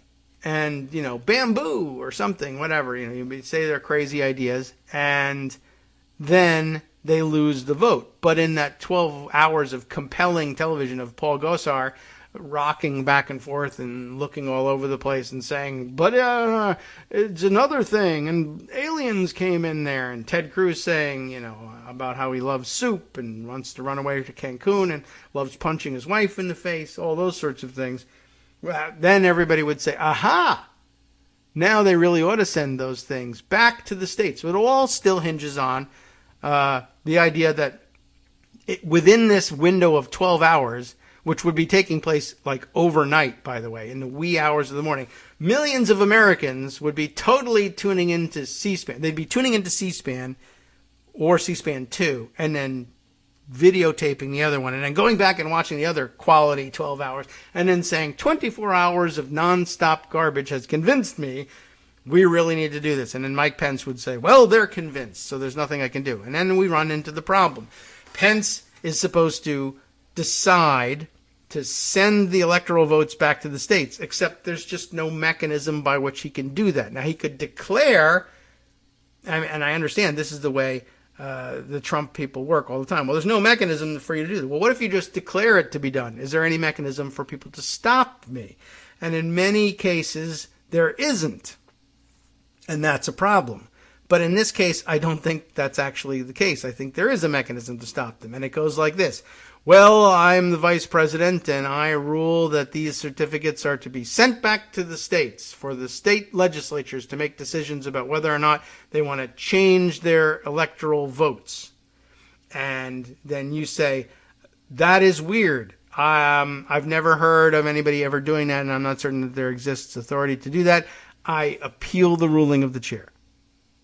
Oh, no. Yeah, right. I mean, that's kind of the way things work. Like the chair does sometimes have unilateral power to say stuff, but members of Congress have the power to say, we think that stuff you said is wrong. You're here in our house, by the way. This is Congress. We decide what's going to happen. Does Congress refer this stuff back to the states? You're saying Congress doesn't act, but the vice president acts. And there's nothing anywhere, in anywhere, any place, any statute you look in, the Constitution, doesn't matter. There's nothing anywhere that says the vice president gets to make decisions on behalf of the entire Congress, and what he says goes. No, they would simply say, well, I appeal the ruling of the chair. You say that these things should go back to the states. I say you're wrong about that, and how do we settle that? And the answer is a vote. Now, they're in a joint session when he says that, and I'm sure that people like Navarro will point to the sections of the Electoral Count Act that say that they're really that the vice president presides and that there's no debate allowed in the joint session. Well, that's true. There isn't. You resolve into the two houses to have that debate. And when they do, guess what happens? His ruling gets overturned. That's it. Hi everyone, it's me, Gil. Minimal contributor to content, but regular contributor to funding for Kagro in the morning. Let's change things up from David's so very tired plea for your contributions with a plea of my own. If you want to add your voice to the show, do it. Record your own segment using your favorite recording device and send it to David. Read an article and give your opinion.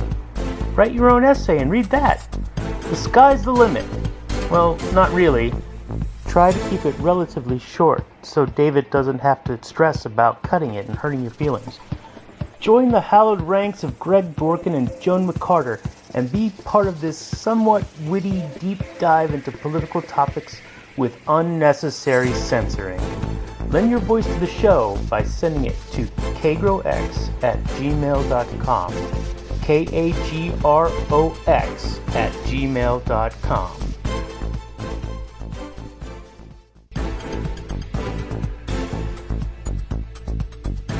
All right, welcome back now to the Kagro in the Morning Show here on Ed Roots Radio. All right, so I think you see where I'm going with all this. As they say in the article, this last-minute maneuvering never had any chance of actually decertifying the election results on its own, a point that Navarro quickly acknowledges. That is to say, 100 votes gets you nothing. But their hope was to run the clock as long as possible to increase public pressure on Pence to send the electoral votes back to 6 contested states where Republican-led legislatures could try to overturn the results. Now, if those certificates do get back to the states, I suppose there's some chance that they could attempt to do something like what Navarro wanted them to do, but there's also every chance that those things would fail as well for various reasons. But I'm saying I don't think those certificates get back to the states. Pence says, I'm sending them back to the states, and someone else says, I object to that, and I appeal the ruling of the chair and make the motion that the Senate do now recede, go back to your own chamber. And remember also that the Speaker of the House is there. She retains control of the chamber. She can dissolve the session or move that the session be dissolved. They would do exactly that. They'd go, they'd leave, and she could, of course, decide not to let him back into the House chamber for the purposes of convening the session again, although that would be a delay that they would be in favor of. I'm sure that they would like having no ratification of the Electoral College vote, but it still doesn't get you to the point where you've sent anything back to the states. That's the problem. Anyway, in their mind, during this delay, ramping up pressure on Pence would require media coverage. While most respected news organizations refused to regurgitate unproven conspiracy theories about widespread election fraud, this plan hoped to force journalists to cover the allegations by creating an historic delay to the certification process, and that would probably have worked. The Green Bay sweep was very well thought out. It was designed to get us 24 hours of televised hearings, he said, but we thought we could bypass the corporate media by getting this stuff televised. Now, again, you're not really getting 24 hours of televised hearings. You're getting 12 hours in 2 different locations, not of televised hearings, but of televised speechifying by a decided minority of Congress, and most of them relying on garbage. But, maybe the people at home don't realize it's garbage. But you're getting something. I mean, to me, I don't sneeze at the value of. Why do we say this? I don't sneeze at it. I understand. I don't turn up my nose at it. But when I sneeze, I guess, am I turning up my nose at least briefly in the ah part of the achoo? Maybe that's it. Anyway, it's nothing to sneeze at. For whatever reason we say that you would get several hours of high tension drama on Capitol Hill, and that would affect things. But again, even if it convinced Mike Pence to say, yes, I'm going to send these certificates of these 6 states back to the states for their decision making, it doesn't get me past the point where somebody says, well, I think that's the wrong ruling and I appeal the ruling of the chair. As I mentioned, maybe we should read this to you about why it would be confusing to somebody if we looked at the Electoral Count Act, which, Armando has been highly critical of here on the show and has explained why. But, okay, it exists and it's the controlling law. And it goes on, and it explains, and where you're looking, by the way, is 3 U.S. Code Section 15, or at least I think is that the beginning of it? I think so. Well, it's not the very beginning of it, but it's the key part of it when we're talking about the counting in the joint session. So let's see. It appoints the date. Congress shall be in session on the 6th day of January, succeeding every meeting of the electors. The Senate and House of Representatives shall meet in the hall of the House of Representatives.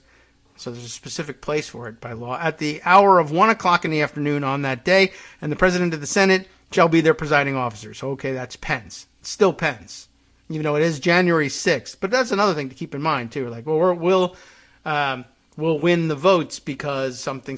Well, no, it's January 6th now. It's the new Congress, and it's a Democratic majority in both houses at this point. Oh, 50-50. And yes, Pence being the presiding officer of the Senate, there's still nominal Republican control of the Senate. But on the question of should we throw out the Electoral College votes, I don't know that you get all the Republicans on board for that. Murkowski, Romney, others, and then, of course, the ones who voted to convict later on when he was impeached for all of this, or maybe no votes in some of this stuff. Anyway, then it goes on for the mechanics of how the joint session is supposed to roll, right? 1 o'clock in the afternoon, they meet there. President of the Senate is the presiding officer. 2 tellers shall be previously appointed on the part of the Senate and 2 on the part of the House, to whom shall be handed, as they are opened by the President of the Senate, all the certificates and papers purporting to be certificates of the electoral votes. I love it, purporting to be, yes. Which certificates and papers shall be opened, presented, and acted upon in the alphabetical order of the states, beginning with the letter A. I love that they have to spell that out. That's alphabetical order, but, I guess you could start with C and then go in alphabetical order from there and then wrap around. But they wanted to make sure you started with A. And said tellers, having then read the same in the presence and hearing of the 2 houses, shall make a list of the votes as they shall appear from the said certificates, and the votes having been ascertained and counted according to the rules in this subchapter provided, the result of the same shall be delivered to the President of the Senate, who shall thereupon announce the state of the vote, which announcement shall be deemed a sufficient declaration of the persons, if any, elected President and Vice President of the United States, and, together with a list of the votes, be entered on the journals of the 2 houses. Upon such reading of any such certificates or paper, the President of the Senate shall call for objections, if any. That's when Gosar stands up.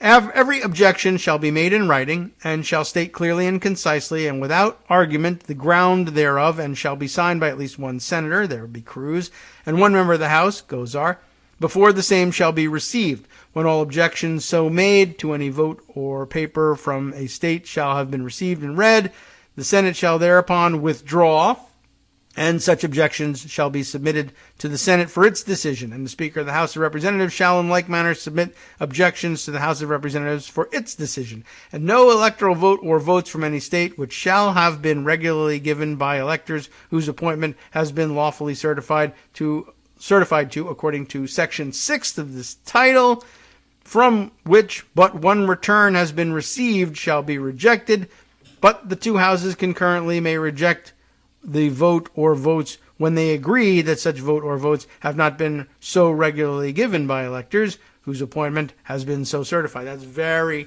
dense and wraps around itself. But what they're saying is once Gosar and Cruz make an objection, the 2 houses leave the joint session, go back to their respective houses. The House, of course, is already there. They don't even have to walk. Senators have to walk back.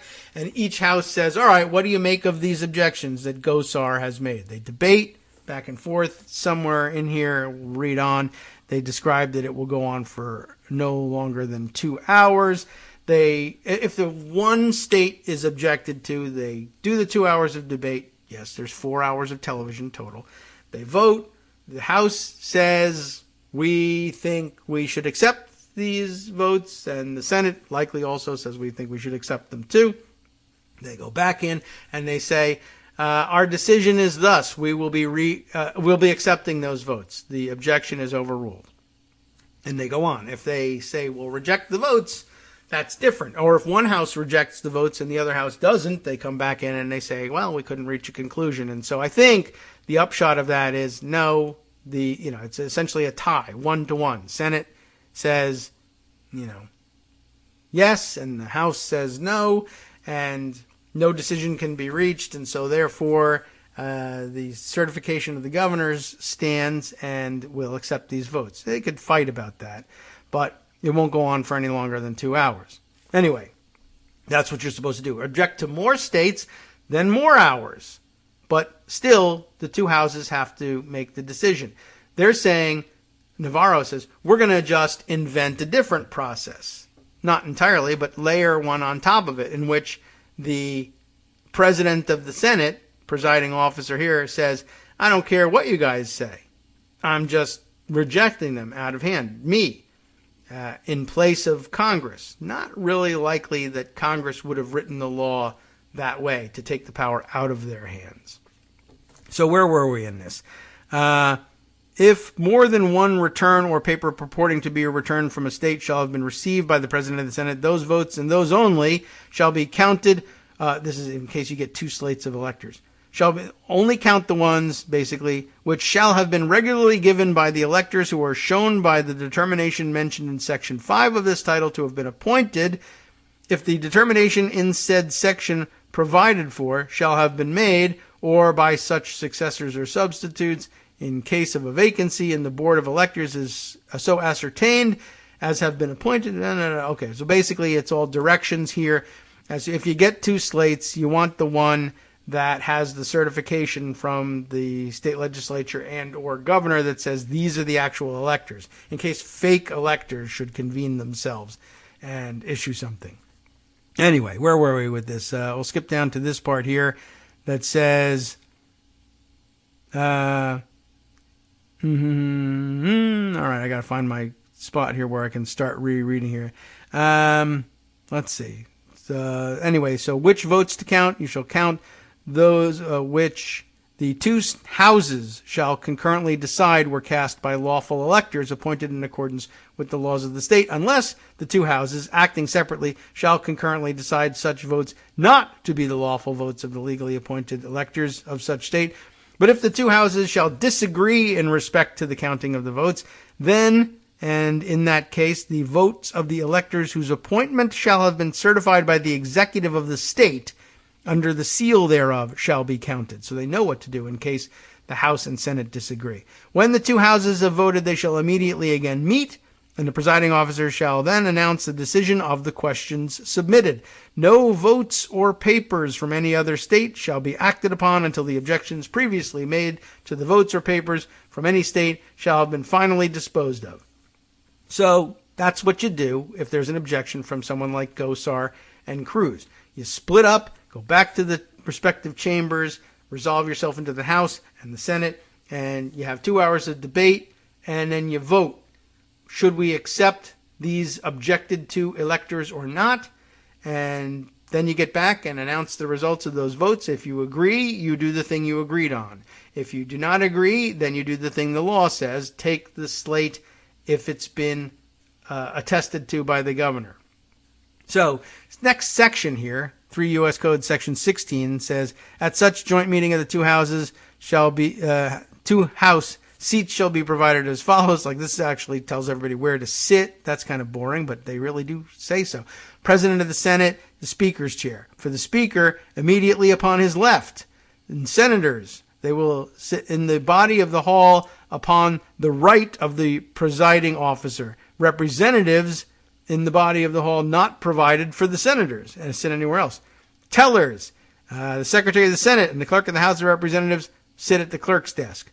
For the other officers of the two houses, in front of the clerk's desk and upon each side of the speaker's platform. Such joint meeting shall not be dissolved until the count of electoral votes shall be completed and the results declared, and no recess shall be taken unless a question shall have arisen in regard to counting any such votes, or otherwise under this subchapter, in which case it shall be competent for either house, acting separately in the manner herein provided, or hereinbefore provided, to direct a recess of such house not beyond the next calendar day, Sunday excepted, at the hour of 10 o'clock in the forenoon.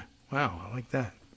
But if the counting of the electoral votes and the declaration of the results shall not have been completed before the 5th calendar day next after such first meeting of the two houses, January 6th, no further or other recesses shall be taken in either house. So they basically stuck here trying to do this thing. Section 17 says, when the two houses separate to decide upon an objection that may have been made to the counting of any electoral vote or votes from any state or other question arising in the matter, each senator and representative may speak to such objection or question 5 minutes, and not more than once. But after such debate shall have lasted 2 hours, it shall be the duty of the presiding officer of each house to put the main question without further debate.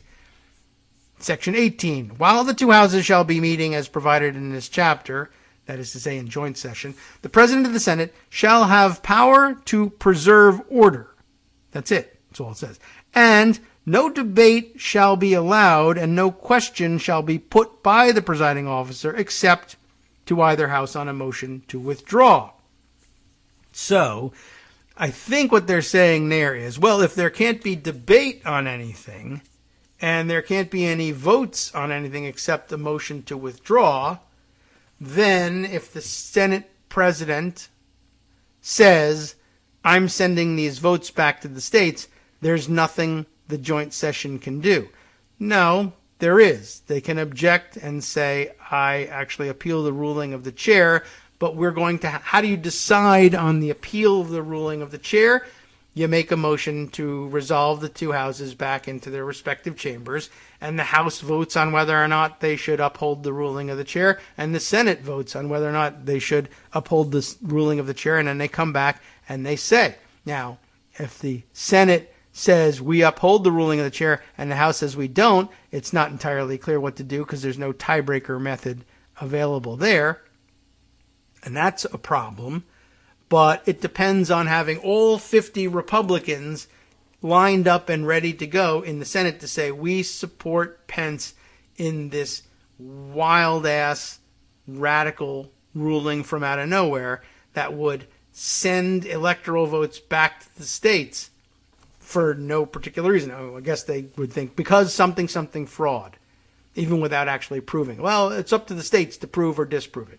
I could see them actually saying something like that, but the House would very definitely say no. And in all likelihood, the Murkowskis and Romneys of the Senate also pretty shaky on the vote. There's every chance in the world that an objection and an appeal of the ruling of the chair simply results in a flat no from Congress. They return to the joint session and say the answer from the Senate is no, the answer from the House is no, and you can't send those things. And, I guess Pence could say, while they're out debating those things, instead of my returning to the Senate chamber to preside over debate there, what if I steal those electoral vote papers and run out and get on a plane and fly to Wisconsin and Arizona and redistribute them to the legislatures there? I guess you could try that. But, well, one, you got to remember to steal all 7 or 8 copies of these things. That's a problem.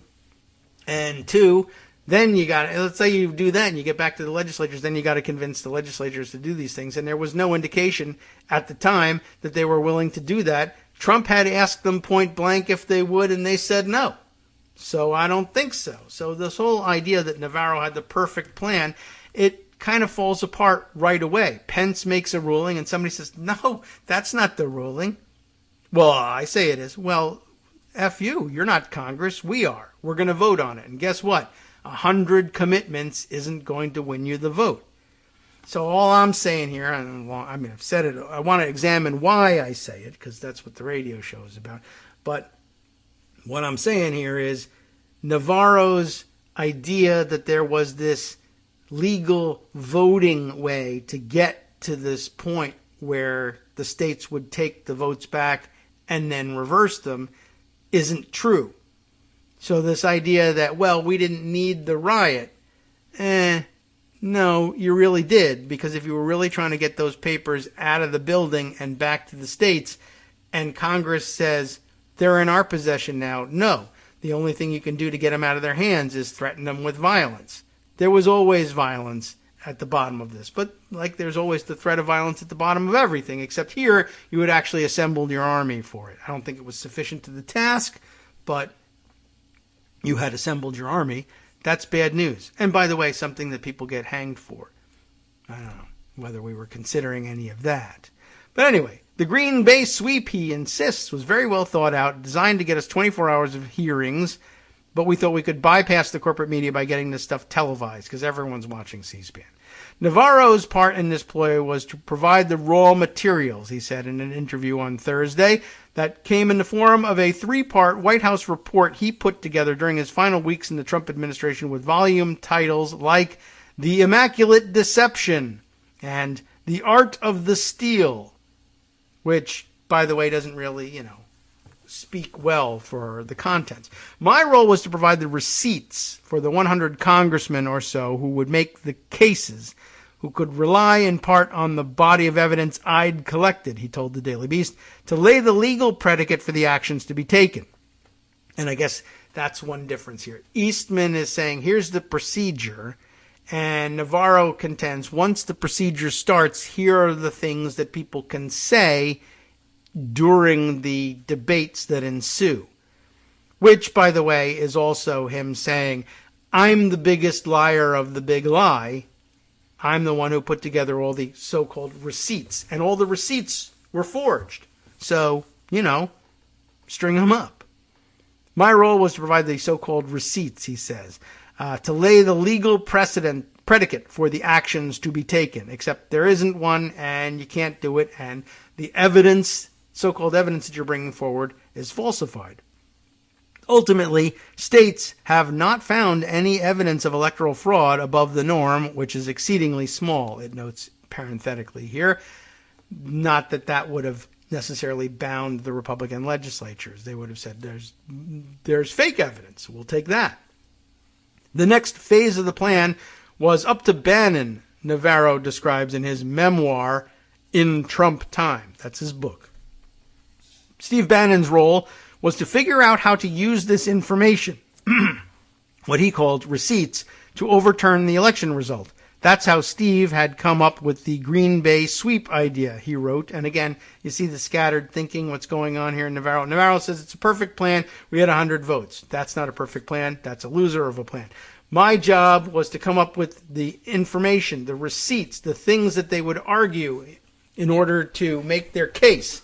And then he goes on to say, the next phase was up to Bannon. And what was Bannon's role? Figure out how to use the information to overturn the election result. But isn't that what you said your role was a second ago? Maybe it's, I was going to give these receipts to Congress. Congress would say these things during the 12 hours of debate in each house. And then when they magically succeed, even though it would be impossible for them to succeed with 100 votes, we would send the things back to the states. And in the states, the state legislatures would argue the following things. And that was scripted by Bannon. All right. The political and legal beauty, he says, of the strategy was this. By law, both the House of Representatives and the Senate must spend up to 2 hours of debate per state on each requested challenge. Well, they don't have to spend up to 2. They can spend up to 2. They can spend 5 minutes if they want to. But okay, they would take the 2 hours, I'm sure. So they can spend up to 2 hours. For the 6 battleground states, that would add up to as much as 24 hours of nationally televised hearings across the 2 chambers of Congress. His book also notes that Bannon was the first person he communicated with when he woke up at dawn on January 6th. writing, I check my messages and am pleased to see Steve Bannon has us fully ready to implement our Green Bay sweep on Capitol Hill. Call the play. Run the play. No, the play was broken up, so good job. Good play. Navarro told the Daily Beast he felt fortunate that someone canceled his scheduled appearance to speak to Trump supporters that morning at the Ellipse, a park south of the White House that would serve as a staging area before the violent assault on the U.S. Capitol building. It was better for me to spend that morning working on the Green Bay sweep, even though it sucked and didn't do anything. Just checking to see that everything was in line, that congressmen were on board, he said during the interview. It was a pretty mellow morning for me. I was convinced everything was set in place. Later that day, Bannon made several references to the football-themed strategy on his daily podcast, War Room Pandemic. We are right on the cusp of victory. I don't know how he sounds, actually. Bannon said on the show, it's quite simple. Play's been called. Mike Pence, run the play. Take the football. Take the handoff from the quarterback. You've got guards in front of you. You've got big, strong people in front of you. Just do your duty. Except he has no authority to do that, and he knew that. But even if he had changed his mind and thought he did, the answer was no, he didn't. And an objection and a vote from Congress would make that plain. This idea was weeks in the making, despite the fact that it's garbage. Although Navarro told the Daily Beast he doesn't remember when Brother Bannon, as he calls him here, came up with the plan, he said it started taking shape as Trump's Stop the Steal legal challenges to election results in Arizona, Georgia, Pennsylvania, and Wisconsin fizzled out. Courts wouldn't side with Trump, thanks to what Navarro describes in his book as the highly counterproductive antics of Sidney Powell and her Kraken lawsuits. Well, there's no other theory on which these things could have been reversed. So she made up that one. I mean, there was only going to be Kraken lawsuits because there was no other basis to go with.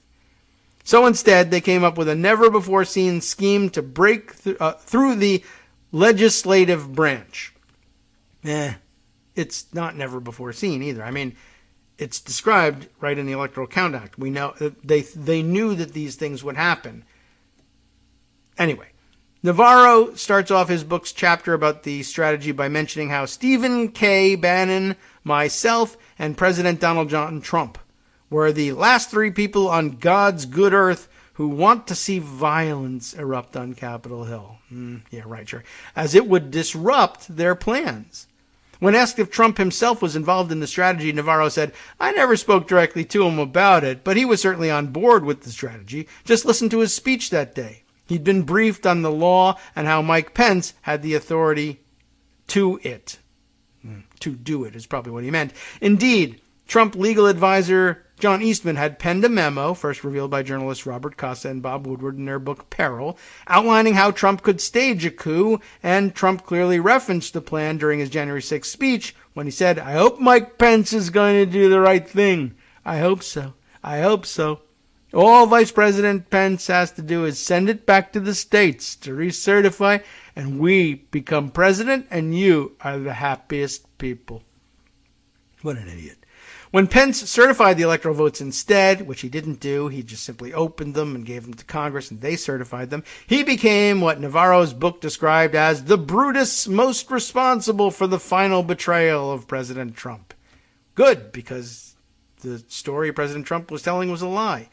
Although the bipartisan House committee investigating the violence on January 6 has demanded testimony and records from dozens of Trump allies and rally organizers believed to be involved in the attack on the nation's democracy, Navarro has said he hasn't heard from them yet, because he has nothing to add.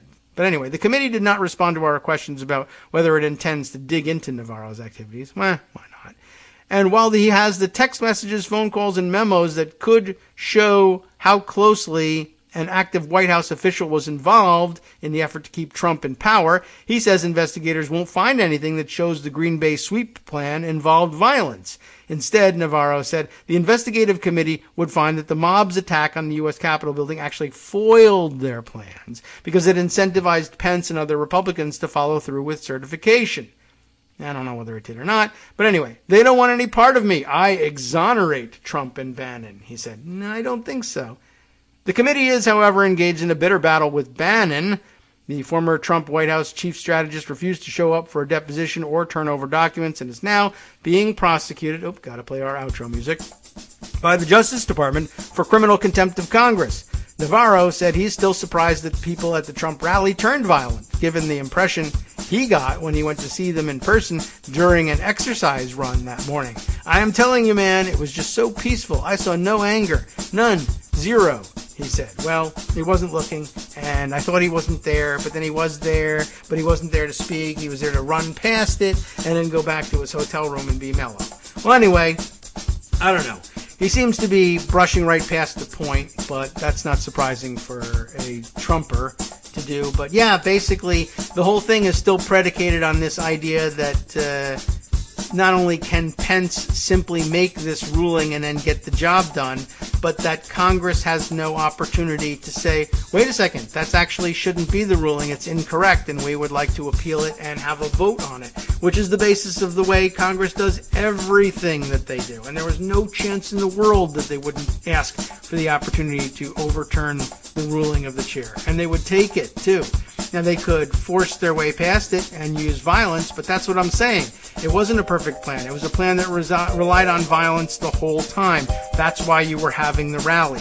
We actually think you should probably maybe get fitted for a noose for that, and we'll be working on that and seeing whether we can push forward. Okay, I'm just saying, you should take my suggestion. NetworksRadio.com. You have been listening to Kagro in the Morning with David Waldman. All right, the West Coast Cookbook and Speakeasy is up next. Justice Putnam, maybe he'll be, decidedly more calm and peaceful in his approach to things than I was. I don't know. Here's what he's got, though. He's going to be talking about Steve Bannon, too. He's indicted and awaiting trial for hiding evidence about the January 6th insurrection, but Peter Navarro leaked information detailing the plan on camera. He wants to talk about it, too. Stay tuned.